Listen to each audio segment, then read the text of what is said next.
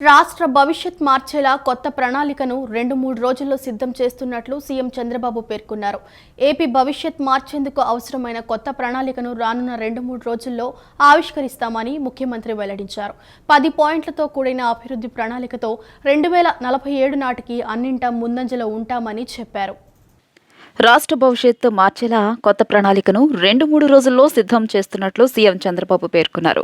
హైదరాబాద్ తరహాలో విశాఖను అభివృద్ధి చేస్తామని చెప్పారు. అందుకు సంబంధించిన ఉమ్మడి విశాఖ జిల్లాలో చేపట్టనున్న వివిధ అభివృద్ధి ప్రాజెక్టులు, పెండింగ్ పనులు, ప్రజా సమస్యలపై జిల్లాకు చెందిన ప్రజా ప్రతినిధులు, సీనియర్ ఐఏఎస్ అధికారులు, జిల్లా అధికారులతో కలెక్టరేట్లో సీఎం చంద్రబాబు సమీక్ష నిర్వహించారు. ఏపీ భవిష్యత్తు మార్చేందుకు అవసరమైన కొత్త ప్రణాళికను రానున్న 2-3 రోజుల్లో ఆవిష్కరిస్తామని ముఖ్యమంత్రి వెల్లడించారు. 10 పాయింట్లతో కూడిన అభివృద్ధి ప్రణాళికతో 2047 నాటికి అన్నింటా ముందంజలో ఉంటామని చెప్పారు.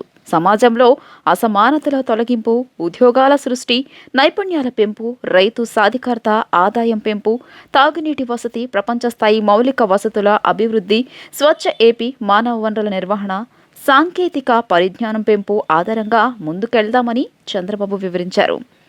పీపీపీ విధానంలో సంపద సృష్టి జరిగిందని చంద్రబాబు పేర్కొన్నారు. ఇప్పుడు P4 విధానంతోనూ అవే ఫలితాలు సాధిద్దామని పిలుపునిచ్చారు. టాటా సంస్థ సహకారంతో ఏపీతో పాటు ఉత్తరాంధ్ర జిల్లాల కేంద్రంగా ప్రత్యేక హబ్లు తయారు చేస్తామన్నారు. ప్రతి కుటుంబంలో ఓ పారిశ్రామికవేత్తను తయారు చేసే విధానానికి నాంది పలుకుదామని వివరించారు. ప్రతి డ్వాక్రా సంఘానికి 8 లక్షల సహాయం అందిస్తామని చెప్పారు. డ్రోన్ల వినియోగంపై ప్రజలకు అవగాహన కల్పిస్తామని తెలియజేశారు. ఈ మేరకు కలెక్టర్లు, ఉన్నతాధికారులు తగిన నిర్ణయాలు తీసుకోవాలని చంద్రబాబు ఆదేశించారు. టాటా, జీఎంఆర్ సంస్థలను మెంటార్గా తీసుకుని హైదరాబాద్ తరహాలో విశాఖను అభివృద్ధి చేస్తామని చంద్రబాబు వివరించారు. అరకు కాఫీ, మిరియాలు, పసుపు పంటలకు మరింత బ్రాండింగ్, మార్కెట్ వృద్ధి సాధించాలని నిర్దేశించారు. విశాఖ మెట్రో ప్రాజెక్ట్, మాస్టర్ ప్రణాళిక, నీతి ఆయోగ్ ఆధ్వర్యంలో గ్రోత్ హబ్, రోడ్ల అనుసంధానం తదితర అభివృద్ధి పనుల్లో పీపీపీ విధానానికి ప్రాధాన్యమివ్వాలని చెప్పారు. విజయనగరం, నెల్లిమర్ల, భోగాపురం, అనకాపల్లి ప్రాంతాలను విశాఖకు అనుసంధానం చేస్తూ ఔటర్ రింగ్ రోడ్డుకు ప్రణాళికను సిద్ధం చేయాలని అధికారులకు సీఎం దిశానిర్దేశం చేశారు. బెజవాడ ఇంద్రకీలాద్రిపై జగన్మాత దుర్గమ్మ గాజుల అలంకారంలో భక్తులకు దర్శనమిస్తున్నారు. కనకదుర్గ అమ్మవారిని అత్యంత ప్రసన్నమూర్తిగా గాజులతో అలంకరించారు. అమ్మవారి మూల విరాట్టుతో పాటు అంతరాలయాన్ని సైతం గాజులతో అందంగా తీర్చిదిద్దారు. ప్రధాన ఆలయంతో పాటు మహామండపంలోని ఉత్సవమూర్తికి ఈ గాజులతో అలంకారం చేశారు. అన్నా చెల్లెళ్లకు సంబంధించి కార్తీక మాసం విధియ విశిష్టమైందిగా కూడా పండితులు పేర్కొంటున్నారు. విజయవాడ ఇంద్రకీలాద్రిపై ఓంకారం ప్రతిధ్వనిస్తోంది. శివాయ నమః, దుర్గాయ నమః అంటూ భక్తులు ప్రణమిల్లుతున్నారు. అఖిలాండకోటి బ్రహ్మాండ నాయకి అమృతమయి కనకదుర్గమ్మను గాజుల అలంకరణలో భక్తులు దర్శనమిస్తున్నారు. కార్తీక మాసం విధియ రోజున ఏటా గాజుల అలంకరణోత్సవం నిర్వహించడం ఆనవాయితీగా వస్తోంది. దసరా, నవరాత్రుల తర్వాత 2 సమయాల్లో దుర్గమ్మకు విశేష అలంకారాలు ఉంటాయి. దీపావళి తర్వాత కార్తీక మాసంలో గాజులతో విధియ రోజున వివిధ రంగుల మట్టి గాజులతో మూల విరాట్టుతో పాటు అమ్మవారి ఆలయ ప్రాంగణం, ఉత్సవమూర్తులను అలంకరిస్తారు. గాజుల ఉత్సవంలో భాగంగా ఉదయం 4 గంటల నుంచి అమ్మవారి సర్వదర్శనానికి భక్తులు అనుమతిస్తారు. ఉదయం 5 గంటల నుంచి టికెట్టు దర్శనాలు ప్రారంభించారు. ఈ ఏడాది అమ్మవారి అలంకరణ కోసం సుమారు 2 లక్షల వరకు గాజులను వినియోగించినట్లు ఆలయ అధికారులు తెలియజేశారు. గాజులను తోరణాలుగా కట్టి అమ్మవారి మూల విరాట్ను అలంకరించారు. మహామంటపం 6వ అంతస్తులో ఉన్న అమ్మవారి ఉత్సవమూర్తిని గాజులతో చూడముచ్చటగా తీర్చిదిద్దారు. ఈ గాజుల అలంకరణలో వినియోగించిన వాటిని ఆ తర్వాత భక్తులకు అమ్మవారి ప్రసాదంగా అందిస్తారు. అలాగే అన్నా చెల్లెళ్లకు సంబంధించిన కార్తీక మాసం విధియ విశిష్టమైందిగా కూడా పండితులు పేర్కొంటున్నారు. అమ్మవారికి విశేషంగా గాజుల అలంకరణ చేయడం జరిగింది. ఈ గాజులను సేవకులు, అమ్మవారి యొక్క సేవకులు భక్తితో సమర్పించారు. మరి దాదాపు 3 లక్షల పైగా గాజులను అమ్మవారికి సమర్పించారు. మరి వీటన్నింటినీ అలంకారప్రాయంగా వారే సేవకులే వీటిని మాలలుగా ఏర్పాటు చేసి అమ్మవారికి సమర్పించడం విశేషం. మరి వాళ్ళందరి యొక్క సహకారంతో ఈరోజు అమ్మవారిని చాలా అద్భుతంగా మూల విగ్రహానికి, అలాగే ఆలయంలో కూడా అలంకరణ ఉంది. మరి ఇక్కడ 6వ మంటపంలో కూడా అమ్మవారి కొలువుదీరిన అమ్మవారికి కూడా విశేషంగా గాజుల అలంకరణ చేయడం జరిగింది. భక్తులు అందరూ దర్శించుకొని సంతోషిస్తున్నారు. మరి కార్తీక మాసం ఒకవైపు, అలాగే అమ్మవారికి గాజుల అలంకరణ యమద్వితీయ సందర్భంగాను భగణీ హస్తభోజన కార్యక్రమం నిర్వహించుకునే సాంప్రదాయం ఉన్నటువంటి మన సనాతన సాంప్రదాయంలో భాగంగా ఈరోజు విశేషంగా అమ్మవారిని అర్చించి అమ్మవారిని సేవించడం ప్రాధాన్యతను సంతరించు. ప్రతి ముత్తైదు కూడా అమ్మవారికి ఈ గాజులు సౌమంగళ్య ద్రవ్యాలన్నీ కూడా సమర్పించడానికి ఒక వారం రోజుల ముందుగానే అమ్మవారికి ఇవ్వడం జరుగుతోంది. అట్లాంటి గాజులన్నిటితోటి ఇక్కడ అమ్మవారిని అలంకారం చేయడం జరిగింది. ఈ రోజున అమ్మవారు ప్రతి భక్తుడికి కూడా దీర్ఘ సౌమంగళ్యంగా ఉండాలనే ఉద్దేశంతో అమ్మవారి ఆశీస్సులు పొందాలని కోరుకుంటున్నాం. ఈ రోజున ప్రతి సోదరి దగ్గరికి వెళ్ళి వారి యొక్క భగిని భోజనం అంటే భగిని అష్టభోజనం అంటారు. అట్లాంటి రోజున వెళ్ళి భోజనం చేసి ఆ సోదరుడికి ఆ ఒక సోదరి చక్కగా పిండి వంటలన్నీ కూడా చేసి వారికి వడ్డన చేసి తృప్తిగా భోజనం పెట్టి అట్లాగే ఆ సోదరుడితోటి ఆశీర్వాదం చేసుకునే రోజు ఇది. అట్లాంటి రోజున యముడు కూడా వారి సోదరి దగ్గరికి వెళ్ళి అక్కడ భోజనం చేసి ఆవిరికి దీర్ఘ సౌమంగళ్యంగా ఉండాలని ఆశీర్వాదం చేసిన రోజు. అట్లాంటి ఈ రోజున మనందరం కూడా అమ్మవారిని దర్శించి అమ్మవారి యొక్క ఆశీస్సులు కూడా పొందాలి. అమెరికా పర్యటన ద్వారా పారిశ్రామికవేత్తల్లో రాష్ట్రంలో పెట్టుబడులపై మంత్రి నారా లోకేష్ విశ్వాసం కలిగించారు. ఆయన ప్రతిపాదనలపై దిగ్గజ కంపెనీలు సైతం సానుకూల సంకేతాలు ఇచ్చాయి. 2025 జనవరిలో వరల్డ్ ఎకనామిక్ ఫోరం ఆధ్వర్యాన దావోస్లో జరిగే పెట్టుబడుల సమావేశం నాటికి లోకేష్ చేసిన తొలి ప్రయత్నం సత్ఫలితాలనిచ్చే అవకాశాలు ఉన్నట్లు సమాచారం. బ్రాండ్ ఏపీ కోసం లోకేష్ చేస్తున్న కృషి పెట్టుబడిదారుల్లో సరికొత్త జోష్ నెలకొంది. 5 ఏళ్ల విధ్వంసక పాలనలో దెబ్బతిన్న బ్రాండ్ ఏపీని పునరుద్ధరించడమే లక్ష్యంగా లోకేష్ అమెరికా పర్యటన దిగ్విజయంగా సాగింది. వారం రోజుల పర్యటనలో 100కు పైగా దిగ్గజ కంపెనీల ప్రతినిధులతో మంత్రి లోకేష్ వరుస భేటీలు నిర్వహించారు. గత నెల 25న అమెరికా పర్యటనకు వెళ్లిన లోకేష్ రాష్ట్రంలో ప్రజా ప్రభుత్వం ఏర్పాటయ్యాక అమలు చేస్తున్న ఇన్వెస్టర్స్ ఫ్రెండ్లీ విధానాలను వివరించి రాష్ట్రంలో పెట్టుబడులు పెట్టాల్సిందిగా ఆహ్వానించారు. దిగ్గజ కంపెనీలు Microsoft, Tesla, Amazon, Nvidia, Apple, Google Cloud, Perot Group, రేవేచర్, Salesforce, FalconX, Equinix, Zscaler తదితర కంపెనీల ప్రతినిధులతో భేటీ అయ్యారు. గత నెల 29న లాస్ వేగాస్లో 23 దేశాల నుంచి 2300 చిన్న మధ్య తరహా పారిశ్రామికవేత్తలు హాజరైన ఐటీ సర్వ్ సినర్జీ సమ్మిట్కు విశిష్ట అతిథిగా హాజరై రాష్ట్రంలో పెట్టుబడులకు గల అనుకూలతలను వివరించారు. ఏపీపై గత 5 ఏళ్లుగా నెలకొన్న దురభిప్రాయాన్ని తొలగించి పారిశ్రామికవేత్తలు నమ్మకం కలిగించే యత్నం చేశారు. పర్యటన చివరి రోజు న్యూయార్క్లోని విడ్బై హోటల్లో పారిశ్రామికవేత్తలు, బ్యాంక్ ఆఫ్ అమెరికా ప్రతినిధులతో లోకేష్ సమావేశమయ్యారు. బ్లూ ప్రింట్తో వచ్చే పరిశ్రమలకు ఎటువంటి జాప్యం లేకుండా వెనువెంటనే అనుమతులిచ్చేందుకు ఆంధ్రప్రదేశ్ ఎకనామిక్ డెవలప్మెంట్ బోర్డు చురుగ్గా పనిచేస్తోందని తెలిపారు. 974 కిలోమీటర్ల సువిశాల తీర ప్రాంతానికి అనుసంధానంగా రోడ్డు, ఎయిర్ కనెక్టివిటీ ఏపీలో అందుబాటులో ఉందని వివరించారు. రాబోయే 18 నెలల్లో భోగాపురం అంతర్జాతీయ విమానాశ్రయం ప్రారంభం కానుందని, దీంతో ఉత్తరాంధ్ర ముఖ చిత్రం మారిపోతుందని తెలిపారు.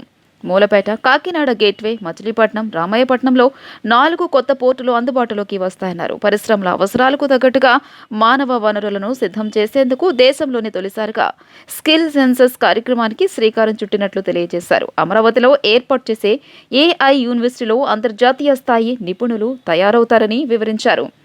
పెట్టుబడులకు అన్ని విధాల అనుకూలమైన వాతావరణం నెలకొన్న ఏపీని ఒకసారి సందర్శించాల్సిందిగా లోకేష్ అమెరికా పారిశ్రామికవేత్తలకు విజ్ఞప్తి చేశారు. రాష్ట్రంలో రహదారుల నిర్వహణను గత వైసీపీ ప్రభుత్వం పట్టించుకోలేదని మంత్రి గొట్టిపాటి రవికుమార్ అన్నారు. గత వైసీపీ ప్రభుత్వం చెత్తపై పన్ను విధించిందని, తాము అధికారంలోకి రాగానే చెత్త పన్నును తొలగించామన్నారు. ట్రూ అప్ ఛార్జీల భారం ప్రజలపై మోపింది తాము కాదన్నారు. జగన్ ఆ భారం ప్రజలపై వేసి నెమ్మదిగా తప్పుకున్నారని మంత్రి విమర్శించారు. గడిచిన 5 ఏళ్లలో రాష్ట్రాన్ని అన్ని రంగాల్లోనూ వైసీపీ ప్రభుత్వం సర్వనాశనం చేసిందని మంత్రి గొట్టిపాటి రవికుమార్ మండిపడ్డారు. ట్రూ అప్ ఛార్జీల పేరుతో విద్యుత్ వినియోగదారులపై కోలుకోలేని భారం మోపారన్నారు. విద్యుత్ వినియోగం ఏటా పెరుగుతోందని, ఆ మేరకు ఉత్పత్తి పెంచాలన్నారు.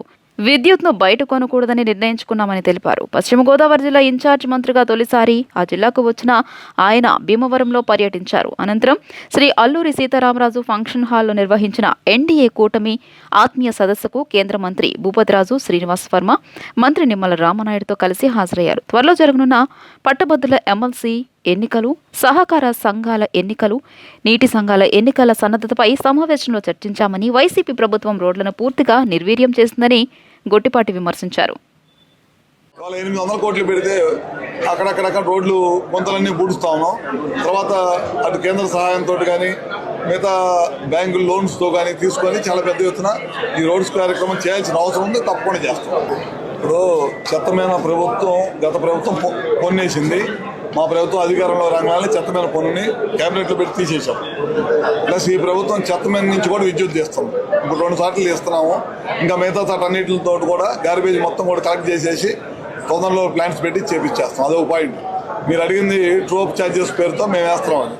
మొన్న కూడా నేను చాలా ప్రెస్లో మీడియాతో చెప్పాను అనమాట. మేము వేసిన భారం కాదు, అది 2022, 23, 24 సంవత్సరాలకు సంబంధించి ట్రోప్ ఛార్జెస్ ప్రజల మీద భారం వేసి అది ఈఆర్సీకి పంపించేసి అతను కామ్గా వెళ్ళిపోయాడు. ఆ భారమే ఇప్పటికీ పడుతుంది. ఎందుకు పడుతుందంటే గతంలో చంద్రబాబు నాయుడు గారు అధికారంలో ఉండగా చాలా పెద్ద ఎత్తున రెన్యూబుల్ ఎనర్జీ అంటే సోలార్ విండ్ మీద కరెంటు ఉత్పత్తి తయారు చేయడం అనేది ప్రారంభించాడు. ఆ ప్రారంభించిన ఇండస్ట్రీస్ అన్నింటిని కూడా దెబ్బ కొట్టడం కోసం జగన్మోహన్ రెడ్డి వాళ్ళందరినీ కూడా ఇబ్బంది పెట్టి, వాళ్ళందరినీ కరెంటు ప్రొడ్యూస్ చేయకుండా ఇబ్బంది పెట్టి వాళ్ళ అన్యాయాలకు మేలు చేయడం కోసం చాలా పెద్ద ఎత్తున ప్రైవేట్ పవర్ కొన్నాడు. ఆ భారమే ఇవాళ ప్రజలు మోయాల్సి వస్తుంది. కృష్ణా జిల్లాలోని 7 నియోజకవర్గాల్లో ప్రాధాన్యత క్రమంలో 45 రహదారుల మరమ్మతులకు 14.76 కోట్లు మంజూరు చేసినట్లు జిల్లా కలెక్టర్ డీకే బాలాజీ తెలిపారు. గన్నవరం నియోజకవర్గంలో రహదారుల మరమ్మతులకు 3.83 కోట్ల నిధులు తొలి విడతగా కేటాయించినట్లు చెప్పారు. మరో 3.61 కోట్ల పనులను ప్రతిపాదనలకు సిద్ధం చేసి ప్రభుత్వానికి పంపించామని వివరించారు. గుంతల రహిత జిల్లా లక్ష్యంగా రహదారుల అభివృద్ధికి అవసరమైన చర్యలు తీసుకుంటున్నామని జిల్లా కలెక్టర్ డీకే బాలాజీ తెలియజేశారు. రాష్ట్ర ప్రభుత్వం ప్రారంభించిన గుంతల రహిత ఆంధ్రప్రదేశ్ కార్యక్రమంలో భాగంగా గన్నవరం మండలంలోని కేసరపల్లి గ్రామంలో ఆయన స్థానిక కూటమి నాయకులు, ఇతర అధికారులతో కలిసి రహదారుల మరమ్మతులకు శంకుస్థాపన చేసి పనులను ప్రారంభించారు. అనంతరం జిల్లా కలెక్టర్ మీడియాతో మాట్లాడుతూ గుంతల రహిత ఆంధ్రప్రదేశ్ కార్యక్రమం అమలులో భాగంగా జిల్లాలో దెబ్బతిన్న రహదారులకు మరమ్మతులు చేపట్టేందుకు కేసరపల్లి నుంచి పనులకు శ్రీకారం చుట్టామన్నారు. ప్రస్తుతం జిల్లాలో ఉన్న అన్ని నియోజకవర్గాలలోని రహదారుల మరమ్మతులకు రాష్ట్ర ప్రభుత్వం నుంచి మొదటి ప్రాధాన్యతగా 45 పనులకు సంబంధించి 14.76 కోట్ల రూపాయలు మంజూరు అయ్యాయని, వీటికి అదనంగా మిగిలిన పనులకు ప్రభుత్వానికి ప్రతిపాదనలు పంపించామన్నారు. రాష్ట్ర ప్రభుత్వ లక్ష్యం మేరకు నాణ్యతతో కూడిన పనులు చేపట్టి వచ్చే సంక్రాంతిలోపు గుంతల రహిత జిల్లా లక్ష్యంగా రహదారుల అభివృద్ధికి అన్ని చర్యలు తీసుకుంటున్నామని కలెక్టర్ తెలియజేశారు. గన్నవరం నియోజకవర్గంలోని రాష్ట్ర రహదారి రోడ్లు, ప్రధాన జిల్లా రహదారుల మరమ్మతుల నిమిత్తం మొత్తం 3.83 కోట్ల రూపాయలు తొలి విడతగా మంజూరైనట్లు, అదేవిధంగా మరో 3.61 కోట్ల రూపాయల పనులకు ప్రభుత్వానికి అంచనాలు తయారు చేసి పంపించినట్లు రహదారులు, భవనాల శాఖ అధికారులు వివరించారు. పార్ట్ హోల్ ఫ్రీ రోడ్స్కి శంకుస్థాపన ఇనాగ్రేషన్ చేయడం జరిగింది. అలాగే ప్రతి నియోజకవర్గంలో కూడా ప్రజాప్రతినిధుల చేత మనము ఫౌండేషన్ స్టోన్ వేయిస్తున్నాము. ఆల్రెడీ ప్రభుత్వం మన కృష్ణా జిల్లా వరకు అయితే 14,76,00,000 వరకు 45 వర్క్లు శాంక్షన్ ఇచ్చింది. ఇంకా మేము అదనంగా ప్రతిపాదనలు పంపించాము. ఇంకా అదనంగా కూడా శాంక్షన్స్ వస్తాయి. ప్రభుత్వ లక్ష్యం ప్రకారంగా మనకు సంక్రాంతి లోపు ఉన్న ప్రతి ఒక్క రోడ్డు కూడాను పార్ట్ హోల్ ఫ్రీగా తయారు చేసేదానికి, క్వాలిటీగా పార్ట్ హోల్స్ ఫిల్ చేసేదానికి ఏమేమి చర్యలు తీసుకోవాలో అవి తీసుకుంటాం. ఆంధ్రప్రదేశ్ను గుంతల రహిత రహదారుల రాష్ట్రంగా తీర్చిదిద్దాలనే మహాసంకల్పంతో ముఖ్యమంత్రి చంద్రబాబు ప్రత్యేకంగా గుంతల రహిత ఆంధ్రప్రదేశ్ కార్యక్రమాన్ని ప్రారంభించారని జిల్లా కలెక్టర్ డాక్టర్ నిధి మీనా తెలిపారు. గుంతల రహిత ఆంధ్రప్రదేశ్ కార్యక్రమంలో భాగంగా తొలి దశలో జిల్లాలో 7.71 కోట్లతో 54 పనులు మంజూరు చేయడం జరిగిందన్నారు.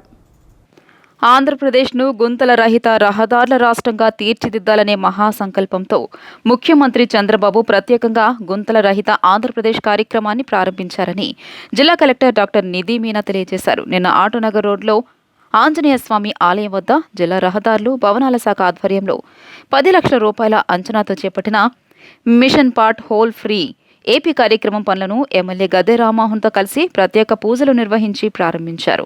ఈ సందర్భంగా కలెక్టర్ మాట్లాడుతూ జిల్లాలో దాదాపు 1309 కిలోమీటర్ల పొడవైన రహదారులు ఉన్నాయని, ఇందులో 876 కిలోమీటర్ల మేజర్ జిల్లా రహదారులు ఉన్నట్టు తెలియజేశారు. గుంతల రహిత ఆంధ్రప్రదేశ్ కార్యక్రమంలో భాగంగా తొలి దశలో జిల్లాలో 7.71 కోట్ల రూపాయలతో 54 పనులు మంజూరు చేయడం జరిగిందని, 352 కిలోమీటర్ల పరిధిలో పనులు జరగనున్నట్లు తెలియజేశారు. విజయవాడ తూర్పు నియోజకవర్గంలో 3, విజయవాడ పశ్చిమ నియోజకవర్గంలో 2, విజయవాడ మధ్య నియోజకవర్గంలో 2 పనులు చేపట్టనున్నట్లు వివరించారు.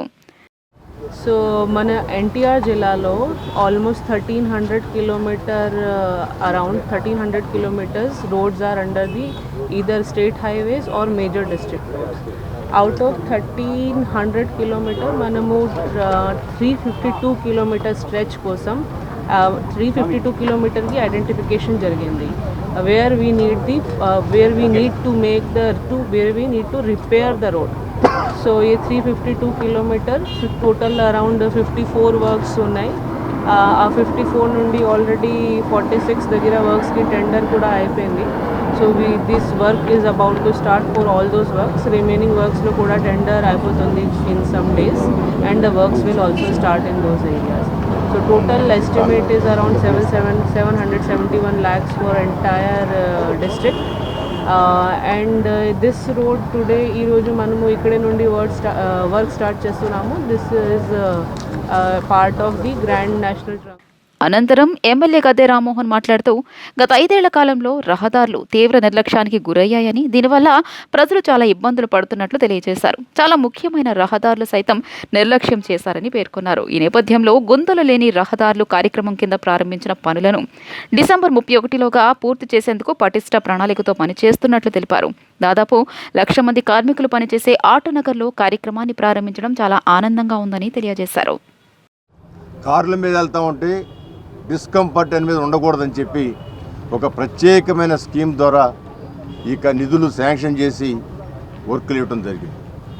మన కృష్ణా జిల్లాలో అయితే సుమారు 8 కోట్ల రూపాయలు 7,74,71,00,000 ఇవ్వడం జరిగింది. సో దాన్ని ఇక్కడ ఈ రోడ్డు ఇందాక కలెక్టర్ గారు చెప్పినట్లుగా ఈ రోడ్డు చాలా ఇంపార్టెంట్ రోడ్డు. ఇది బందర్ రోడ్డు, ఏలూరు రోడ్డును కలిపే రోడ్డు. అత్యధిక ట్రాఫిక్ కలిగిన 1,00,000 మంది కార్మికులు పనిచేసే ఆటో నగర్లో మధ్యలో ఉన్న రోడ్డు, కొత్త ఆటో నగర్కి పాత ఆటో నగర్ మధ్యలో ఉన్న రోడ్డు. ఈ రోడ్లో నుంచి ఇక్కడ స్టార్ట్ చేయడం జరుగుతూ ఉంది. చంద్రబాబు గారు ఒక మాట చెప్పారు, రానున్న రోజుల్లో ఎక్కడైనా కారులో చిన్న గుంట అనిపించినా అక్కడ ఉన్న అధికారుల్ని ప్రజాప్రతినిధులు కూడా యాక్షన్ తీసుకుంటామని చెప్పారు. అక్రమంగా ఇసుక నిల్వ ఉంచి రవాణా చేసిన వారిపై కఠిన చర్యలు తీసుకుంటామని నగర పోలీస్ కమిషనర్ రాజశేఖర్ బాబు హెచ్చరించారు. సాంకేతికత ఆధారంగా చేసుకుని పటిష్టమైన నిఘా ఏర్పాటు చేసినట్లు వెల్లడించారు. అనధికారికంగా ఇసుక డంప్లను నిల్వ ఉంచిన మరియు అక్రమంగా తరలించిన వారిపై కేసులు నమోదు చేసి చట్ట ప్రకారం చర్యలు తీసుకోవడం జరుగుతుందని తెలిపారు. రాష్ట్ర ప్రభుత్వం అందిస్తున్న ఉచిత ఇసుక పాలసీని సామాన్య ప్రజలకు అందకుండా దళారులు అక్రమంగా దారి మళ్లించి ఇతర రాష్ట్రాలకు తరలిస్తున్నారని, అధిక ధరలకు అమ్ముతున్నారని వచ్చిన సమాచారం మేరకు మరియు సామాన్య ప్రజలకు ప్రభుత్వ పాలసీ ప్రకారం ఇసుక అందేలా చూడాలని నగర పోలీస్ కమిషనర్ ఆదేశించారు. ఈ మేరకు అధికారులు సిబ్బందితో పలు ప్రత్యేక బృందాలను ఏర్పాటు చేయడంతో పాటు పలు చెక్ పోస్టులను కూడా ఏర్పాటు చేశారు. అంతేకాకుండా ఈ బృందాలతో పాటు సాంకేతికతను ఆధారంగా చేసుకుంటూ డ్రోన్ కెమెరాల ద్వారా స్టాక్ యార్డ్ల వద్ద, చెక్ పోస్టుల వద్ద సీసీ కెమెరాలు ఏర్పాటు చేయడం జరిగిందన్నారు. వాటిని కమాండ్ కంట్రోల్కు అనుసంధానం చేయడం ద్వారా మరియు టిప్పర్లకు ఏర్పాటు చేసిన జీపీఎస్లను కమాండ్ కంట్రోల్కు అనుసంధానం చేసి ఎప్పటికప్పుడు అధికారులను పర్యవేక్షిస్తూ సిబ్బందికి తగు సూచనలు, సలహాలు అందించడం జరుగుతుందని చెప్పారు. ఈ నేపథ్యంలో నగర పోలీస్ కమిషనర్ కమాండ్ కంట్రోల్ నుండి పర్యవేక్షిస్తూ ఎక్కడా అక్రమంగా ఇసుక నిల్వ ఉంచకుండా మరియు తరలించకుండా ఉండే విధంగా అధికారులకు పలు సూచనలు అందిస్తున్నారు. అదేవిధంగా అనధికారికంగా ఇసుక డంప్లను నిల్వ ఉంచిన మరియు అక్రమంగా తరలించిన వారిపై కేసులు నమోదు చేసి చట్ట ప్రకారం చర్యలు తీసుకోవడం జరుగుతుందని తెలియజేశారు. టీడీపీ కేంద్ర కార్యాలయంలో మాజీ మంత్రి Devineni Umamaheswararao, RTC chairman Konakalla Narayana, MLC Ashok Babu Prajavedika కార్యక్రమంలో పాల్గొని వినతులు స్వీకరించారు. పలువురు బాధితులు గత ప్రభుత్వంలో జరిగిన అన్యాయాన్ని వివరించారు. గత ప్రభుత్వంలో ఏలూరులో అనేక మంది టీడీపీ సానుభూతి పరుల పింఛన్లను కుట్రపూరితంగా తొలగించారని ఫిర్యాదు చేశారు. వైసీపీ ప్రభుత్వంలో వృద్ధుల, దివ్యాంగుల పింఛన్లు, రేషన్ కార్డులను తొలగించారు. అప్పటి అధికార పార్టీ నేతలు భూ కబ్జాలకు పాల్పడ్డారు అంటూ గత ప్రభుత్వ బాధితులు టీడీపీ నేతలకు రాతపూర్వకంగా ఫిర్యాదు చేశారు. న్యాయం చేయాలని కోరారు. నిన్న టీడీపీ కేంద్ర కార్యాలయంలో మాజీ మంత్రి Devineni Umamaheswararao, RTC chairman Konakalla Narayana, MLC Ashok Babu Prajavedika కార్యక్రమంలో పాల్గొని వినతులు స్వీకరించారు. విజయవాడ అశోక్ నగర్కు చెందిన 92 ఏళ్ల వృద్ధురాలు కె నిర్మలమ్మ మాట్లాడుతూ, నా బంధువులు టీడీపీలో ఉన్నారనే కక్షతో నా పింఛన్, రేషన్ కార్డును వైసీపీ నేతలు తొలగించారు. మళ్లీ రేషన్ కార్డు, పింఛన్ మంజూరు చేయాలి అని విజ్ఞప్తి చేసింది.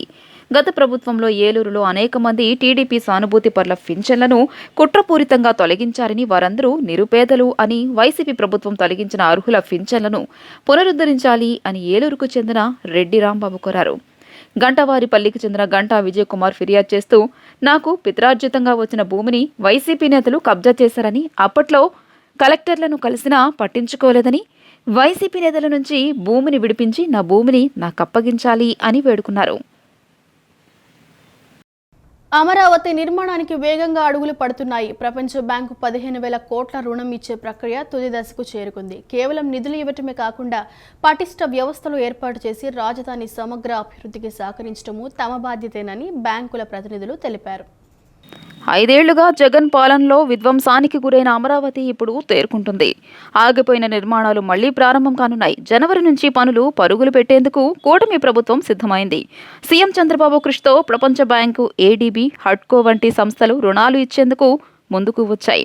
ప్రపంచ బ్యాంకు ఏదైనా ప్రాజెక్టు రుణం ఇవ్వాలంటే ఆ ప్రాంతంలో జరిగే అభివృద్ధి, ప్రాంతంలో సామాజిక, పర్యావరణ ప్రభావం, రాబోయే సమస్యలపై నివేదిక తయారు చేయాల్సి ఉంటుంది. ప్రస్తుతం ఈ పనులు సిఆర్డీఏ నిర్వహిస్తోంది. త్వరలో ప్రపంచ బ్యాంకు 15,000 కోట్ల నిధులకు సంబంధించి తుళ్లూరులో వర్క్షాప్ నిర్వహించారు. రాజధాని ప్రాంత రైతులు ఈ సమావేశంలో పాల్గొన్నారు. రాజధాని నిర్మాణంతో వచ్చే సామాజిక, పర్యావరణ మార్పులు, సమస్యలు, పరిష్కారాలపై తుళ్లూరులో సిఆర్డీఏ వర్క్షాప్ నిర్వహించగా ప్రపంచ బ్యాంక్, ఏడీబీ ప్రతినిధులు పాల్గొన్నారు. ఈ నెల 11న ఢిల్లీలో జరిగే సమావేశంలో రుణం మంజూరుపై తుది నిర్ణయం ఉంటుందని సిఆర్డీఏ అధికారులు తెలియజేశారు. కేవలం నిధులు ఇవ్వడమే కాకుండా పటిష్ట వ్యవస్థలు ఏర్పాటు చేసి రాజధాని సమగ్ర అభివృద్ధికి సహకరించడము తమ బాధ్యతేనని బ్యాంకుల ప్రతినిధులు తెలియజేశారు. కొండపల్లి పట్టణం గజరాజు చెరువు పక్కన నిర్మిస్తున్న సాయిబాబా గుడి నిర్మాణాన్ని ఎన్టీపీఎస్కు సంబంధించిన సిఆర్పీఎఫ్ సిబ్బంది అడ్డుకున్నారు. సమాచారం అందుకున్న గుడి నిర్మాణ కమిటీ సభ్యులు మరియు ముస్లిం పెద్దలు అల్తాఫ్ బాబా సంఘటన స్థలానికి చేరుకుని రెవెన్యూ అధికారికి వివరణ ఇచ్చారు. ముస్లింలకు సంబంధించిన వక్ఫ్ బోర్డు స్థలంలో రెవెన్యూ అధికారులకు ఏం పని అని, అసలు ఎన్టీపీ అధికారుల పరిధిలో స్థలం ఎలా ఉందో పత్రాలు చూపాలని ప్రశ్నించారు. ప్రభుత్వ పెద్దలు, అధికారులు స్పందించి గుడి నిర్మాణానికి అడ్డంకులు తొలగించాలని, లేని పక్షంలో ప్రత్యక్ష నిరసనకు దిగుతామని హెచ్చరించారు. కొండపల్లి పట్టణం గజరాజు చెరువు పక్కన ఉన్న సర్వే నెంబర్ 433లో సాయిబాబా గుడి నిర్మాణం ప్రారంభించారు. ఆగస్టు నెలలో శంకుస్థాపన కార్యక్రమాలు నిర్వహించి 2 రోజుల క్రితం గుడి నిర్మాణానికి పనులు ప్రారంభించారు. శనివారం నాడు డాక్టర్ ఎన్టీపీఎస్కు సంబంధించిన సిఆర్పీఎఫ్ సిబ్బంది గుడి నిర్మాణాన్ని అడ్డుకున్నారు. ఎంపీటీపీఎస్ అధికారుల సమాచారంతో మున్సిపాలిటీలో పరిధిలో ఉన్న స్థలంలో ఇబ్రహీంపట్నం మండల రెవెన్యూ అధికారి తలదూర్చారు. గుడి నిర్మాణం ఆపేయాలని, బ్యానర్లు తొలగించాలని ఎన్టీటీపీఎస్ అధికారుల ప్రోద్బలంతో వారికి అనుకూలంగా నానారభస చేశారు. సమాచారం అందుకున్న గుడి నిర్మాణ కమిటీ సభ్యులు మరియు ముస్లిం పెద్దలు అల్తాఫ్ బాబా సంఘటన స్థలానికి చేరుకుని రెవెన్యూ అధికారికి వివరణ ఇచ్చారు. వారి మాట వినకుండా రెవెన్యూ అధికారి ఇష్టారాజ్యంగా వ్యవహరించారు. దీంతో అసలు ముస్లింలకు సంబంధించిన వక్ఫ్ బోర్డు స్థలంలో రెవెన్యూ అధికారులకు ఏం పని అని, అసలు ఎన్టీపీ అధికారుల పరిధిలో స్థలం ఎలా ఉందో పత్రాలు చూపాలని ప్రశ్నించారు. 433 సర్వే నెంబర్లు 11.33 ఎకరాలు వక్ఫ్ బోర్డు స్థలం అని పత్రాలు చూపించారు. గజరాజు చెరువు ఎన్టీపీ అధికారులకు చెందిందా లేక ఎన్టీపీఎస్ అధికారుల కన్నుపడ్డ ప్రతి భూమి వారిదేనా అని సమాధానం చెప్పాలన్నారు. ఎన్టీటీపీఎస్ వాళ్ళు సమాధులు, చెరువులు, దర్గాలు, గుళ్ళు మింగేస్తారా అని ఘాటుగా స్పందించారు. ఇక్కడ గతంలో సచివాలయం, ఈఎస్ఐ హాస్పిటల్, కమర్షియల్ కాంప్లెక్స్ కట్టినప్పుడు ఎన్టీపీఎస్ అధికారులు ఏం చేశారని ప్రశ్నించారు. అప్పుడు కూడా తాము అడ్డుకున్నామని, అప్పటి కలెక్టర్ అభివృద్ధి కోసం అని చెప్పడంతో సమ్మతించామన్నారు. ఇప్పుడు కూడా అందరూ కలిసి ఉండాలనే ఉద్దేశంతో అన్ని మతాలను గౌరవించాలన్న సహృదయంతో గుడి నిర్మాణానికి మద్దతు తెలిపామని, దీనిని అడ్డుకోవడం ఎన్టీటీపీఎస్ అధికారుల దుశ్చర్యగా అని మండిపడ్డారు. ఇక్కడ గుడి నిర్మాణానికి గతంలోనే పంచాయతీ తీర్మానం ఉందని, 15 సంవత్సరాలుగా సాయిబాబా పూజలు, ప్రతి గురువారం అన్నదానం జరుగుతున్నాయని ఇప్పుడొచ్చి అడ్డుకోవడం తగదని హెచ్చరించారు. ఈ వ్యవహారమంతా ఎన్టీటీపీఎస్లో ఒక అధికారి కాసుల కోసం చేస్తున్నట్లని తెలియజేశారు. చందాలతో గుడి నిర్మాణం చేస్తుంటే కాసుల కోసం కక్కుర్తి పడుతున్న అధికారులు తీరును తప్పుబట్టారు. ప్రభుత్వ పెద్దలు, అధికారులు స్పందించి గుడి నిర్మాణానికి అడ్డంకులు తొలగించాలని కోరారు. లేని పక్షంలో ప్రత్యక్ష నిరసనకు దిగుతామని హెచ్చరించారు. హఠాత్తుగా వచ్చి బ్యానర్లు తీసేయండి, ఈ గుడి తీసేయండి, జెండా తీసేయండి అని చెప్పి బలవంతంగా వారు చెప్పినటువంటి మాట ఎలా ఉందంటే, ఇందులో ఒక కీలక ఎన్టీటీపీఎస్లో పనిచేస్తున్న ఏడీ గారు రెడ్డి గారంట. ఆ రెడ్డి గారికి ఒత్తాసు పలుకుతున్నటువంటి ఈ అధికారుల పాత్ర ఏంటి? ఈ రెడ్డి గారికి ఈ ఏడీ గారికి ఏం సంబంధం?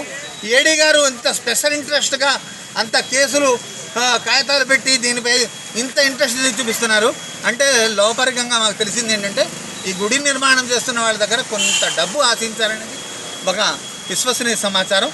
ఈ ఎప్పుడైతే ఏమన్నారో అప్పుడు బ్లాక్మెయిలింగ్ వ్యవహారంగా దిగి ఇదంతా కీలక పాత్ర అంటే, ఎన్టీటీపీఎస్ సంస్థలో ఇలాంటి వ్యక్తులు కూడా పనిచేస్తున్నారా? ఈ గ్రామంలో ఇంత దౌర్భాగ్యం ఉందా? ఈ గ్రామంలో మీరు వచ్చి ఉద్యోగాలు చేసుకొని, మీరు సంపాదించుకొని, ఈ ఉద్యోగాలు చేసుకొని, మీరు మీకు పెళ్ళాం పిల్లలు చదివించుకొని మనం మంచిగా ఉండాలిగా కోరుకోవాలి. ఈ గ్రామం కోసం, ఈ గ్రామం మంచి కోసం దేవుణ్ణి దండం పెట్టుకోవాలి. కానీ దేవాలయాల్ని ఆపే దౌర్భాగ్యం ఇంతకంటే